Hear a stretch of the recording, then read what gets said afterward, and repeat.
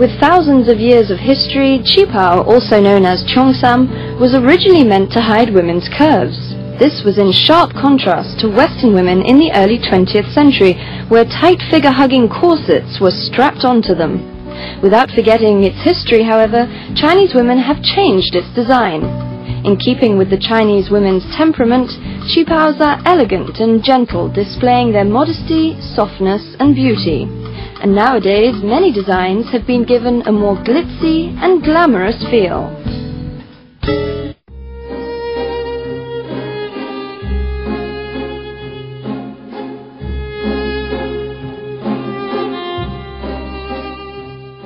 Qipao 这个说起来话很长了，它并不是满清的时候才有的Qipao。那么西周的时候，最开始它是一种罐头衣，罐头衣就是有一个领子，然后有个袖子，一个直筒的衣服，就是这样子的。最原始的时候，后来呢，这个衣服就受蒙古族的影响，它这个衣服比较窄，袖子比较长，这样子就慢慢的形成了个Qipao的形式。它就是立领，然后有一个开叉，还有就是又大偏大襟，这样子就是成了现在Qipao的那种模式。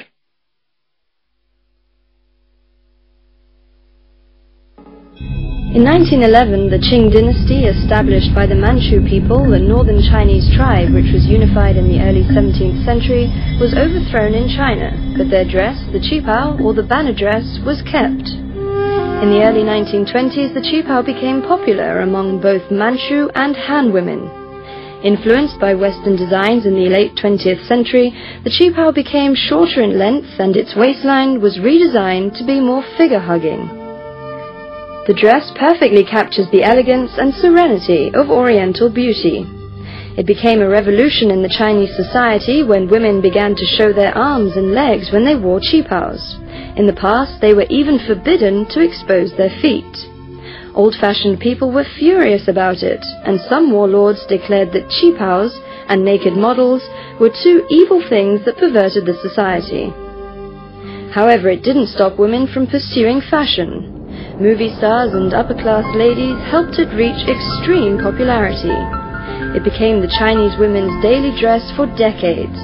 Women of all ages used to wear it for all occasions. Since the 1950s, the Qipao has gradually exited Chinese women's lives as it was regarded as representing an outdated ideology. This lasted nearly half a century before this Chinese art almost vanished into history.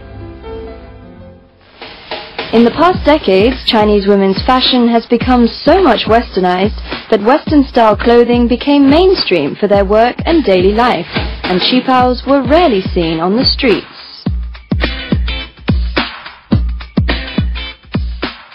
I don't know much about Chinese Qipao, but I like it. It's great handiwork. And they're nice colors as well. I didn't see Qipao in reality before. I've seen it the first time here, and I think it's very interesting. However, in recent years, I've sensed that women, especially younger ones, are more and more attracted to Qipaos because it shows a woman's body curves without too much exposure of the skin. There seems to be a comeback of this traditional Chinese dress. The Qipao market is thriving with a nostalgic trend in China. I'm Chinese, but I grew up in France, so I used to see often my mum wearing Chinese Qipaos for parties or going out sometimes, and I used to find it really elegant, and I'd like to find one for myself. Actually, that's why I'm in this shop. I'd like to buy a Chinese Qipao like those, like all the ones you can see over here, and I'd really like to find something maybe a bit more sexy, you know. One of my friends had a Qipao at home in Scotland, and we tried it on, or lots of our friends tried it on, and it was just funny to see how different people look in it. But I think she got it in Europe, but it was imported from China, and a lot of people were saying, oh yeah, I would like to buy one, but then in Europe or anywhere you only get the certain sizes, so here it's good because you can just make it yourself. Though ready-to-wear Qipaos can be found everywhere, women still tend to have handmade Qipaos, as they believe that these dresses stand not only for tradition, but also for fashion.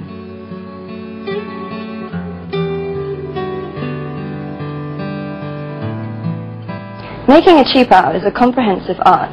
The process begins when the designer first sees the customer. Then he or she needs to figure out a design according to the customer's own style, choose the material and color, and then needs to take very detailed measurements.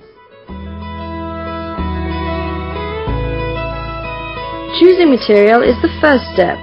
Most qipaos are made of silk, and silk shops, with the revival of the qipao art after decades of declining, are welcoming their heydays now.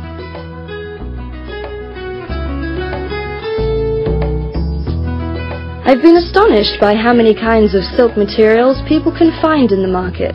Some qipao lovers even order special material for themselves to make unique qipaos.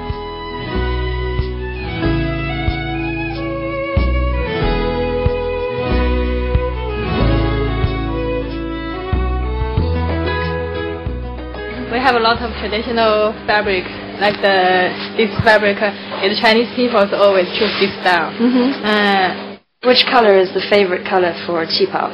Favorite color, for Chinese people. For Chinese people. For Chinese people, always choose this pattern because the red and the patterns they were very like patterns, dragon and phoenix. It's stand for lucky and happy.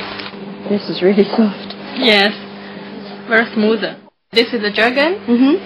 Dragon likes the man, and this phoenix like the woman. So if you want for the wedding dress, I think this is a good choice. So I have to have a Chinese wedding. Yeah. Okay, I can arrange that. Like this fabric, the colors is very popular in the European countries. I love this color. Yes. For 5 years ago, Clinton's wife and choose this fabric. Oh, really? Yeah, these colors. When you find your favorite material, you can easily find a qipao tailor who will provide an all-handmade service.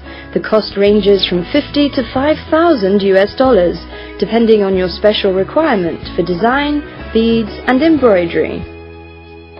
So when you're looking for a qipao, what do you look for the most?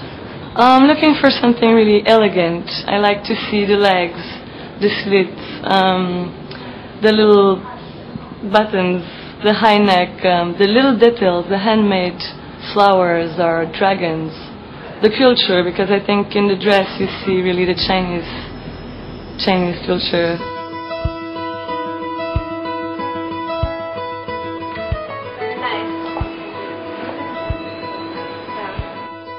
The customers have given me answers as to why they're so fascinated by handmade qipaos. The culture. With an increasing awareness of national culture, Chinese people are beginning to worry about the dying out of the qipao tradition. Intrigued with these beautiful and elaborate dresses myself, as every woman would be, I'm tracing the qipao art in China. Beijing, as always a political and cultural center of northern China, was also a center for qipao making in the old days. Many famous tailors worked here more than half a century ago, but most of them left the industry as time passed. Fortunately, I found Mr. Tao Sen Lin, who is still making qipaos using methods he learned 60 years ago. 你好，请进，你好。